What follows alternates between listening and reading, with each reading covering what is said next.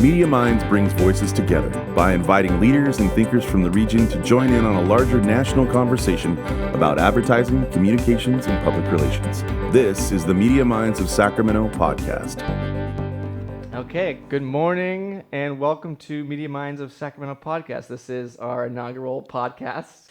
I'm excited to bring Drew Newbold, Chief Creative Officer and co-founder of Mercenary Creative Group. Hi there. Here's our first guest, so thank you, Drew. I'm glad to be here. Yeah. Welcome to your studio. It's Our almost studio. a launching studio, right? Yeah. We'll get into that later. Yeah. So we're sitting right now just to kind of paint the picture you paint the picture. Where are we?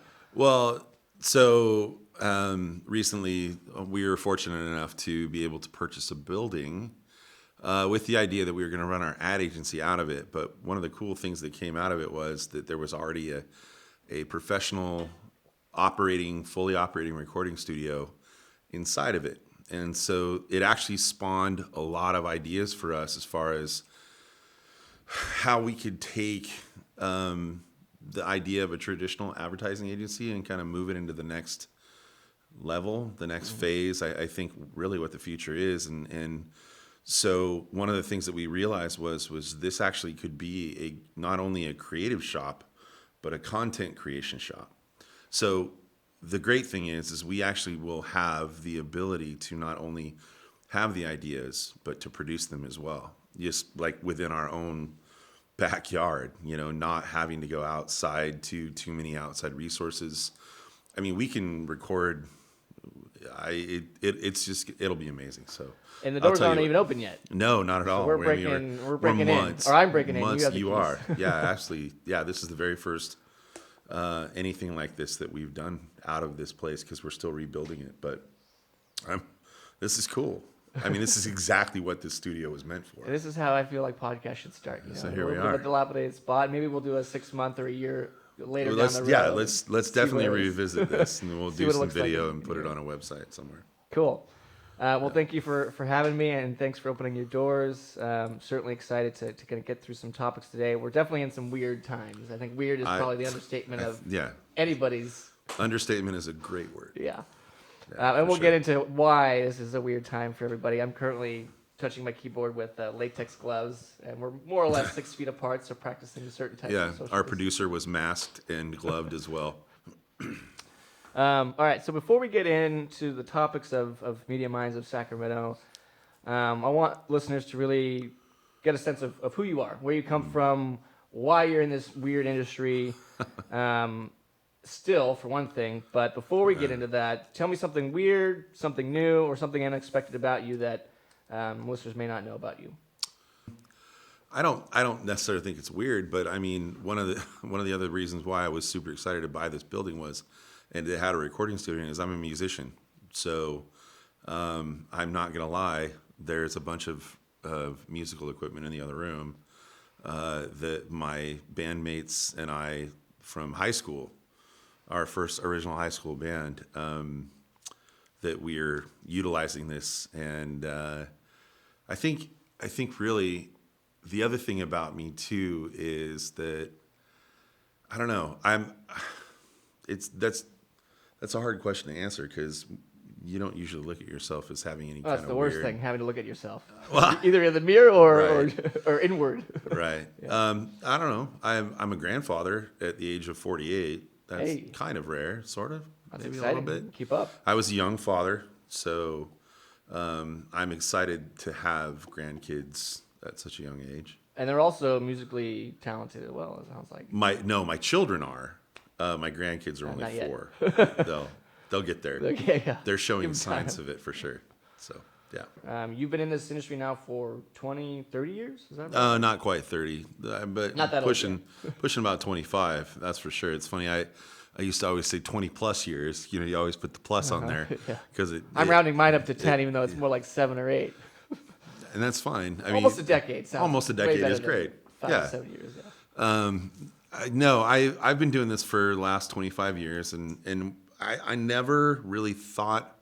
It's funny because I had, like most kids, I wanted to do lots of things, and I was always fairly artistic, fairly creative, but I never really thought of it as a career per se. Although I will say, when I was about 7 or 8, during the summer months, I was a latchkey kid. So, single mom, having to figure out how to pay the bills. I was at home a lot during the summer, and TV was my number one babysitter, basically, especially with cable. Although cable didn't come till I was about 13. So I was stuck with reruns on Channel 40. So since this is a local podcast, anybody local would know that Channel 40 was where you got to see all the great classics like the Andy Griffith Show, and I remember watching Chico and the Man, and but one of the ones that I watched that really apparently made an impression on me was Bewitched. Bewitched. Yeah. Well, that's kind of a weird thing too. Yeah. I just remember Perfect timing looking. I remember looking and watching Darren Stevens, him with these boards, with these drawings, these illustrations on them, go into a meeting with a briefcase and a suit and all of that, and go in and put them on an easel and give these presentations to these people. And I thought, wow, that's a pretty cool job, And I had no idea really what it meant or what he was doing. I just thought I liked the pictures on the boards, and when I was in high school, when I first started high school, I wanted to be an architect, which is a very strange thing for a kid to have an epiphany about. But I did. There's something about structural engineering that I love, and architecture. And so I took a drafting class, mechanical drawing, which was the required class, knowing that after the first year you get into the whole architecture thing. And so I wanted to be an architect. There was nothing more that I wanted to be. And then my senior year, and I went through 3 years of it. In my senior year, the very first day of class, my teacher pulled me aside after he had done the whole syllabus thing, and everybody was going to get their desks and all of that. He calls me up, of course, by my last name, because that's how he addressed everyone, both by the Newbold, come up here. And he said, look, I don't want you to draw houses this year. He goes, this actually speaks to a level of mentorship that is pretty amazing. And it's what sucks is, maybe after this podcast, I'll go try and find out where he is to thank him for this. But he looked me in the face and probably said one of the hardest things that it probably could have been for a teacher to say. And it was, you're too creative and talented to be an architect. Interesting. And it devastated me. It really did. It kind of threw me for a loop, and it knocked the wind out of me for a few seconds. And he said, I'll tell you, here's the thing. You have an A for the year, so I didn't have to worry about it. He literally gave me an A every semester of my senior year. And he handed me an airbrush, and he said, I want you to learn how to use this. Set your thing up in the back by the sink, because an airbrush needs water. And it's funny because when I heard airbrush, I was thinking the digital airbrush already in my mind. No, this was an airbrush, the real deal. And so what I did was I spent a year actually taking other people's floor plans and rendering them, learning how to use this airbrush. And it was cathartic. And then all of a sudden I took a photography class in my senior year, and that was amazing to me. I mean, I loved photography. I didn't realize I did, but I did. And then I took an art class for the first time ever. I took an art class my senior year of high school. I was even a TA for our arts and crafts class. And so by the time my senior year was over, I had had this exposure to all these different things that were very much more creative than the architect process. And I'm not a mathematician. So I think he could probably see that, because you and me both. I think I got up to elementary geometry by the time I was in senior year. Wasn't good. And that's not what an architect needs to have. And so what was amazing, though, was by the time I left high school, I said, well, I like photography. I like art. I like, I was creative. but I didn't know what that meant. And so when I went into community college, my first semester of community college, I took a marketing class, Marketing 101, and I also took a videography class, which was very, very crude at the time. And what I realized, and a photography class. So what I realized was, how can I find a job that utilizes all of this, right? Well, I didn't know what an art director was. I feel like most people in those days still didn't see creativity or art direction as a job. No. It was more of a hobby that you had. Well, or I don't think anybody, like, if you told someone you were an art director, I mean, even if you told me at the time you were an art director, I would be like, what is that? But if you said a graphic designer, you're like, oh, okay, right. I get that. What's funny is that I was exposed to a lot of graphic design early on, like in junior high school when the whole skate surf thing came out. Graphic design everywhere. I mean, the 80s were prolific for graphic designers and graphic artists. It was just insane. And I think a lot of my, aesthetic and exposure and all of that came from that time in my life. I was always moved by it. I was always like encouraged by it. Well, so now, obviously, hindsight, looking back, what is the biggest difference, do you think, between art direction and a graphic designer? Because some, who's starting out probably would just, like you said, not know the difference. Right. Or the distinction. Well, I'm definitely an art director because art direction is more about having the idea and then being able to direct other people to bring it to fruition. So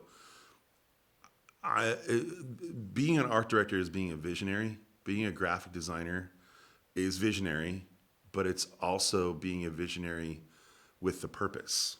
So what I mean by that is that I rely heavily on graphic designers to take my ideas and bring them to life. Mm-hmm. I can technically do it, but I would much rather work in collaboration with other people I'm not an illustrator. A lot of graphic designers are. And so a lot of times, an art director is a person who will say, okay, here's the overall goal visually. So I'm going to hire this illustrator to create this look and feel of this particular thing. Then I'm going to hire this graphic designer to take that and then marry it with the visual and then stay within the brief and all of that stuff. And what comes out of it is this nice cohesive piece of visual communication. The art director is the one that's kind of pulling the strings. We were talking about this a little bit earlier. A brand is... a brand is an experience. It's not a product. It's not a logo. It's something that you buy into. It's something that you join. Mm-hmm. It's a feeling. It's a feeling. Yeah. It's definitely a feeling. And it's difficult because when somebody asks, well, what, they ask you what's a brand or what is branding. Branding is creating an experience for people to own, and what Nike is to people. And Nike's actually the goddess of victory. So his whole thing is it's not really about just go do it. It's really about, if you put on Nike shoes and if you wear the Nike brand, it's you believe in victory. You're set up to be victorious. You're setting yourself up to be, that's your aspiration, is victory. Well, that's a perfect segue into the heart of the topic I want to get into today, which is this lovely virus called coronavirus, COVID-19. Oh, yeah. And whether you're listening to this after we've recently published it or if you're listening to this 100 years from now, we're going to give you a little bit of background about what this lovely virus is. In short, right, it's a virus like any others that starts in a certain location. In this particular scenario, it started in Wuhan, China, right? About 3 months ago now. We're in end of March, saying December, January, earlier, but who knows? It started, and we're now about 2-3 months into it. Sacramento is currently on lockdown, as well as the state of California and many other states. Yeah. I think it was March 19th. I want to say Governor Newsom put down an actual statewide order to shelter in place, more or less. Yeah. As of today, there's about 680,000 cases worldwide, 30,000 deaths. That just eclipsed that today. Wow. But yeah, we're in a unique time here, not just because we're fearing for our own safety, our own security, but also certainly within our own industry, clients and agencies who are managing those clients are having to work through something that they have never had to think about, let Right. alone Yeah. work through. And one of the reasons why I wanted to bring you into the shop here and have Mercenary Creative Group be part of this conversation is one of the best things I think, because there's not many that come out of these types of situations where we're all hunkered out in our own spaces for weeks, if not months at a time, is creativity. And one thing that I think I really appreciated about learning from Mercenary Creative Group is how you guys approach creativity. You guys have a 4-day work week where you We actually do. encourage that. Yeah. And nowadays, where we're currently at, everybody's having to figure out, am I creative? If I am, what do I create? How do I create? Do I even want to? Yeah. So we're in this world of, yes, we're having to change the way that we work and create and play, but we're also having this beautiful, I think, time in our lives to reflect on what actually comes out of us if we sit down and want to create. What is the best part about this from a creative standpoint? It's funny. The conundrum of creativity is that you're an introverted extrovert. Okay, so the process of creating something is internal. It's like birth. There's an idea and there's a catalyst. There's a seed. The seed grows and it grows until it's birthed into something that resembles some creative thought, whether it's a painting or whether it's a logo, whether it's an ad campaign. It doesn't really matter. And so I think creatives are actually inherently built for this kind of situation. For any creative, the most important thing is to have discipline, regardless of COVID, regardless of anything. You have to have the discipline to be able to understand what your purpose is and what your job is. Purpose is everything, and I think creativity that has purpose is the best way for a creative entity to be able to keep moving forward. One of my mentors was, his big thing is, he taught us the theory of being a miserable hack. And the miserable hack theory states that the minute that you start believing your own shit and all of your press and whatever, your awards and your walls of everything, and you stop moving forward and you believe it. You think you've reached your pinnacle and there's nothing Well, left? or that your shit doesn't stink or whatever. It always stinks. That's part of the miserable hack theory is that you want it to stink. You want to always believe that you accept the moment, you enjoy it. Yeah, that was a success, but don't dwell and move forward. And I think that that's kind of where we're at right now is that we can't dwell on the situation that we're in. We have clients, we have problems to solve, we have things to do. As a matter of fact, the problems are even more complicated because of the whole virus thing. You still have to talk to them. So by cutting your marketing budgets and by pulling yourself away from the conversation, what's going to happen? They if they don't hear from you, they think that you're gone. So if you don't stay in front of them, then what happens when everybody's ready to go back to work? When everybody's ready to live their lives who you again? are. Yeah, You weren't present. You weren't present. Yeah. Exactly. And that's the biggest problem that I have with clients is stay in front of people. It doesn't matter if you're saying a very small, simple thing or if you're saying a very big, complex thing. You don't always have to have something to offer them or give them or whatever. I mean, retail clients and branding clients are a whole different situation. Well, actually, no. I take that back. They're the same situation. Because we're talking about always constantly having a conversation. And that's the biggest thing is you want to have a balance between branding and retail kind of messages. So the biggest problem that we've had is convincing them to not cut their budgets and let's keep having that conversation. How do you think brands coming out of this will change their marketing or their advertising strategies, or if at all? Or is it just a matter of waiting? No, I don't think I think the strategy is just stay connected. the most important thing that they think right now is any how to stay brand, connected. any brand that stays connected and makes sure that they're having a relevant conversation and topical. People care about that because we're all in this together. There's I don't know if you're familiar with Maslow's hierarchy of needs. Yep, exactly. Psychological needs is Yep. always first, right? Your air, your water, your basic needs to survive. Right. And I think a lot of times brands don't look at it almost holistically like that, because at the end of the day, when shit goes south, Right. you start thinking proximity of what do I need most to Right. survive, to provide for my family, my immediate surroundings, and then it kind of goes up. It's safety, it's love and belonging, Sure. it's esteem, and then self-actualization. That's kind of where you get to your more desire to become, the most that you can be for whatever needs that you have that are more extracurricular.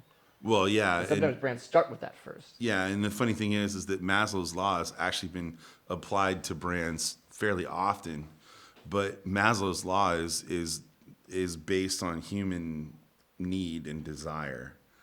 One of the Sometimes just to feel connected, if nothing just to else. feel connected. But that's the thing is a brand is a person. It's a personality. It's a thing. It's That's why we create It's an personas. entity. Yeah, that's of why it. we create personas and archetypes and all of that. Personality kind of thing. It's like a brand has to be human. In order to survive, it has to connect. Connection is everything.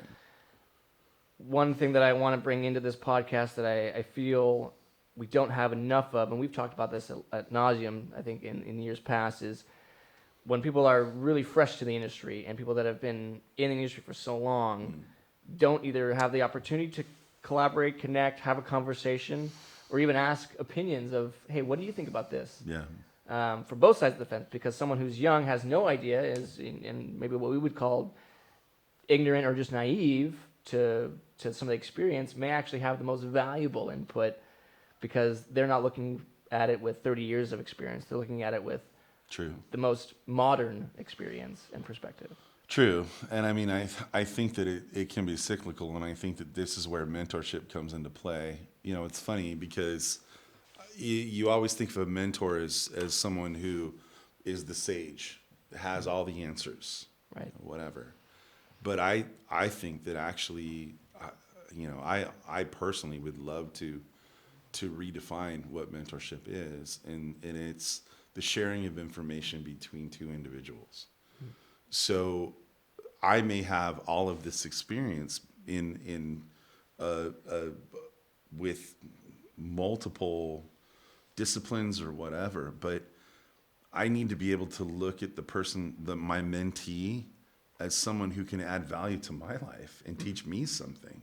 It's not just about me giving them something. It's about me getting something from them as well.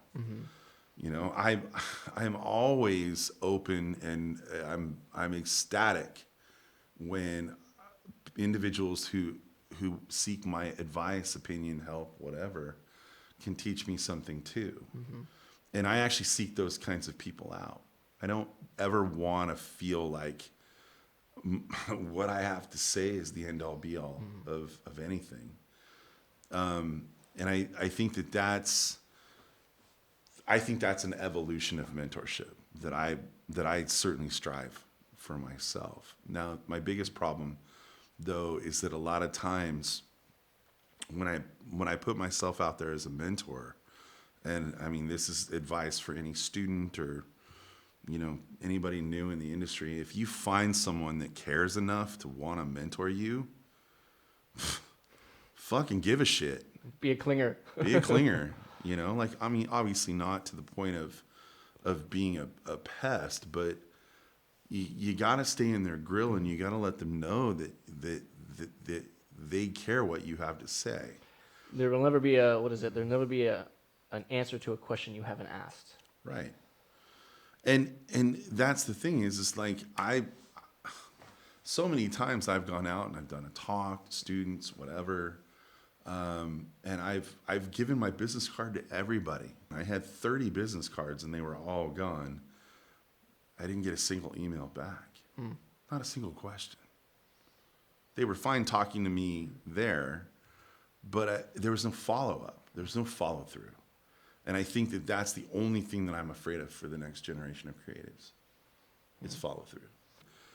A lot of people they get into school and they think, oh, well, they have this very romanticized idea of what this industry is. It's just Mad Men. It's all Mad over Men. again. Yeah, it's Mad Men. It's Don Draper. It's drinking whiskey, which there's definitely a part of that. Yeah. Cheers. By Depends the way. on depends on the culture that you're a part of.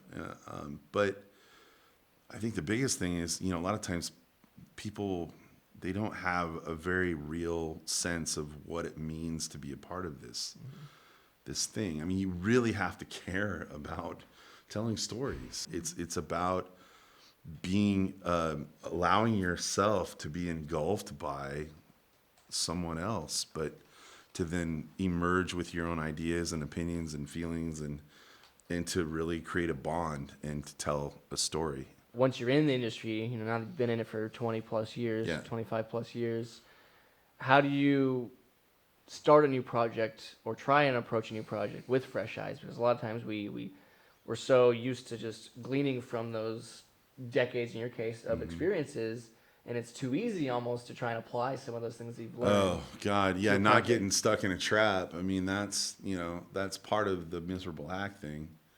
So how do you stay fresh? How do you... Well, I think you use your past experiences as a base, but you also have to put yourself in the current moment, right? So not only like process is process. There's nothing wrong with sticking to a process that's been around forever that works. It works. But then how do you use that process in a way that's relevant? Relevance is everything to creativity. And relevance is what makes it different from the last. Because when you did that creative back then, it was a different time. It was a different place. It was a different need. It was a different problem. But so now you're set with a whole new time and a whole new place and a whole new need and a whole new problem. Be aware of what's going on. Trends are trends for a reason. Don't ignore them. Don't think that you can solve a current problem with a past solution. There's an article written recently about, I want to say it was Portland, the travel and tourism, Travel Oregon is the brand. Oh, okay. And a lot of these regional organizations that support more of the municipalities, like just Portland or the cities, they had long-standing campaigns like Keep Portland Weird. Right. That's been a long-standing one. Denver too. Denver wants to be weird as well. They're always Austin. They too. are. They're all weird. They're all weird. Great cities. Great cities are the best. Cities are weird, really. I think. But they've adapted that slogan to keep Portland alive. And a lot of people look at that and think, "Oh my God, this is terrifying!" Like you just changed your entire brand strategy to something that's life and death instead of something fun and inspirational.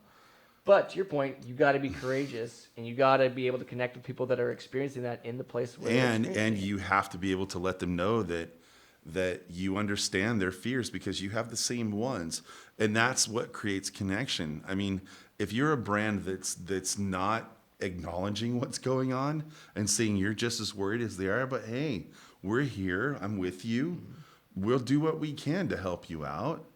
Well, you've missed the mark completely, and you don't know what it means to be a brand. Right. Yeah, we always want to hear from new people out there, and certainly if you think there's someone you would want to have on air that has some valuable insight or perspective or experience, we want to hear who those people are, because it's a small community. Whether you're in a big city like LA, SF, Chicago, New York, whatever, the biggest voices are the ones that are talking.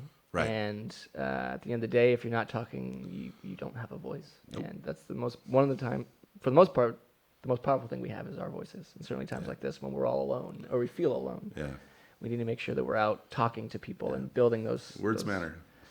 Those connectivity. Really. Well, let's leave it there. Drew, again, thank you for joining me on our inaugural podcast. And who knows, 6 months or a year, we'll do it again. Yeah, sounds good. Thank you all. All right, Christy. Thanks.